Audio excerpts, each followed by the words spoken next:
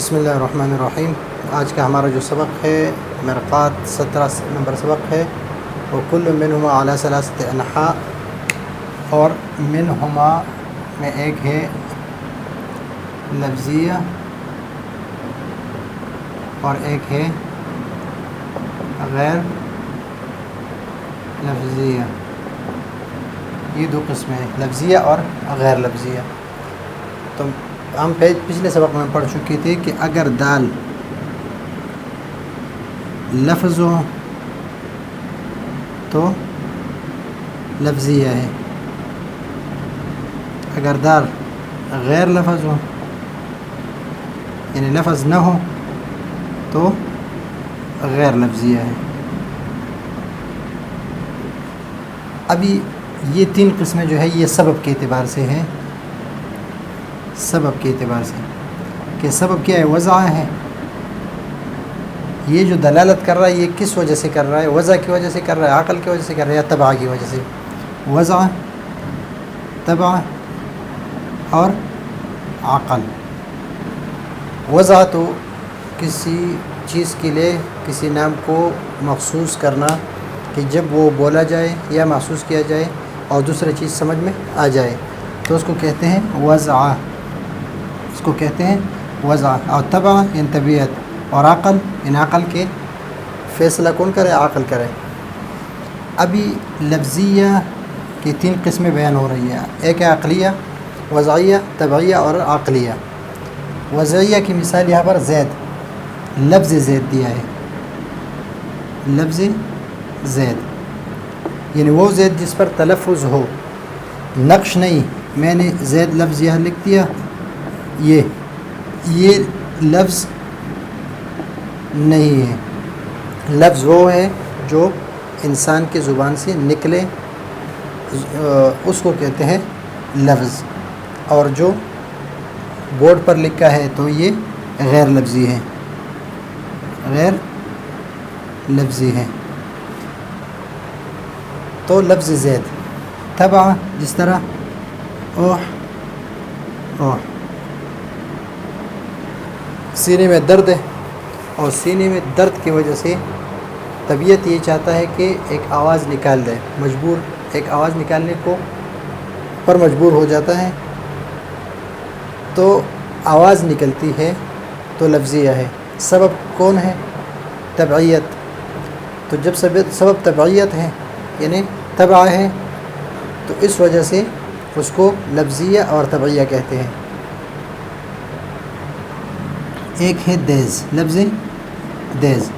ایک بندہ ہے، وہ یہاں پر کھڑا ہے، باہر کی دیوار کے سامنے کسی نے مہمل لفظ بولا، وہ الفاظ بولے جس کا کوئی معنی نہ ہو، تو عقل سبب ہے کہ اس نے فیصلہ کیا کہ باہر کوئی ہے، اور الفاظ جو ہے تلفظ کرنے والا وہ عقل اس پر دلالت کرتا ہے کہ باہر دیوار کے پیچھے کوئی انسان ہے، اس لیے کہ الفاظ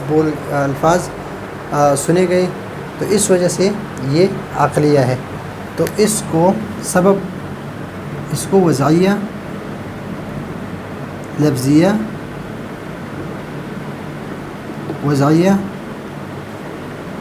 تبعیہ، اور اس کو عقلیہ، یعنی یہ تین قسمیں ہیں، لفظیہ وضعیہ، لفظیہ تبعیہ، لفظیہ عقلیہ۔ پھر یہاں آتے ہیں عبارت میں، وہ کل منہما، یہ لفظیہ اور غیر لفظیہ، علی ثلاثۃ انحاء، تین قسمیں اس کی، وضعیہ، تبعیہ اور عقلیہ، یہ تین قسمیں ہیں۔ احدها اللفظیۃ الوضعیہ، دال اس میں لفظ ہے اور سبب اس میں وضع ہے، تو لفظیہ وضعیہ۔ جس طرح کا دلالت لفظ، یہ لفظ کا یہ اس لیے لکھ دیا کہ اگر زید کوئی نقش پر لکھتے جو یہاں ہے تو یہ لفظ نہیں ہے، بلکہ جو زبان سے نکلے زید کا نام کوئی کہے تو وہ لفظ ہے۔ علی مسماہ، یعنی جس چیز کے لیے نام رکھ دیا ہے اس پر دلالت کرے تو زید یہ دال ہے اور یہ مدلول ہے، اور زید کا اس پر جو عمل ہے یہ دلالت ہے، اور دلالت کون سا ہے؟ لفظ ہے تو لفظیہ، اور زید کا نام رکھ دیا گیا ہے یعنی وضع کی وجہ سے یہ دلالت کر رہا ہے، سبب کیا ہے؟ وضع ہے، تو اس وجہ سے دلالت لفظیہ وضعیہ، اس کو کہتے ہیں دلالت لفظیہ وضعیہ۔ وثانیہا الدلالۃ التبعیہ، الدلالۃ اللفظیہ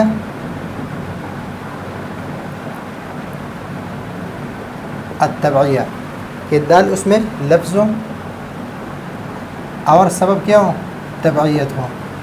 یہاں پر یہاں سے لے کر یہ کہ دلالت لفظی اوح اوح، تو یہاں تک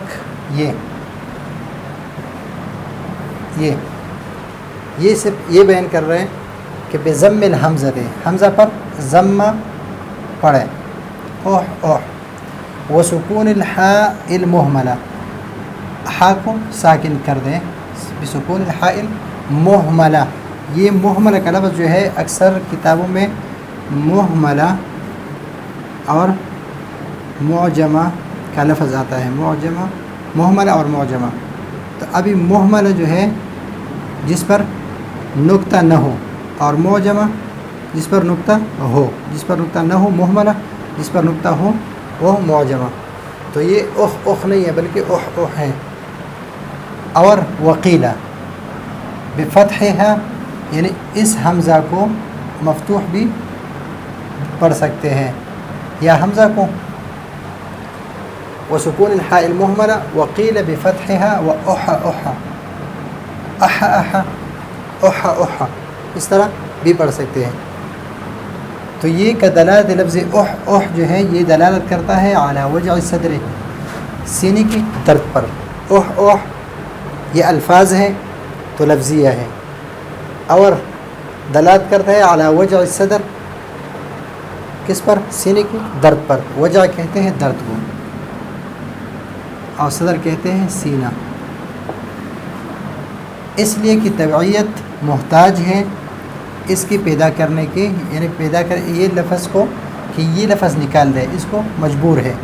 عند عروض الوجع، جب اس کو درد یعنی سینے میں درد آ گیا، فی الصدر، سینے میں جب درد عارض ہوا تو اس وجہ سے طبیعت جو ہے اس کی طرف مجبور ہو گیا کہ اس لفظ کو نکال دے، تو اس وجہ سے طبیعت نکالتا ہے، اور سبب کیا ہے؟ تبعیت ہے، تو اس وجہ سے یہ تبعیہ ہے، اور لفظ ہے اوح اوح ہے تو یہ لفظیہ اور تبعیہ ہے۔ وثالثھا، اور ان یعنی کل منہم علی ثلاثۃ انحاء، تو اس میں سے تیسرا جو ہے اللفظیۃ العقلیہ، لفظ ہے اور سبب کیا ہے؟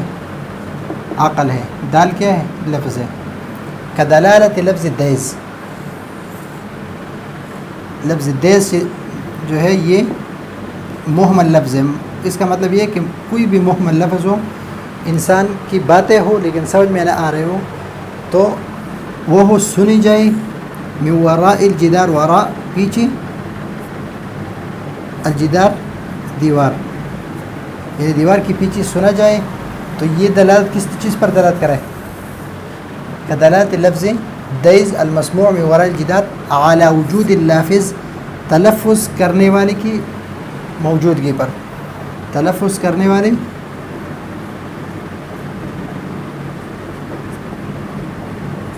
کی موجودگی پر، یعنی جب کوئی ایسا الفاظ جو انسان کے الفاظ ہو آپ سنیں اور وہ دیوار کے پیچھے ہو، آپ نے عقل نے فیصلہ کیا کہ باہر کوئی ہے، اس لیے کہ اس نے انسان کے الفاظ سنے، تو لفظیہ اس وجہ سے کہ الفاظ ہے، دال جو ہے دلالت کرنے والے وہ الفاظ ہے، اور سبب کون ہے؟ عقل ہے، تو اس وجہ سے اس کو کہتے ہیں دلالت لفظیہ عقلیہ۔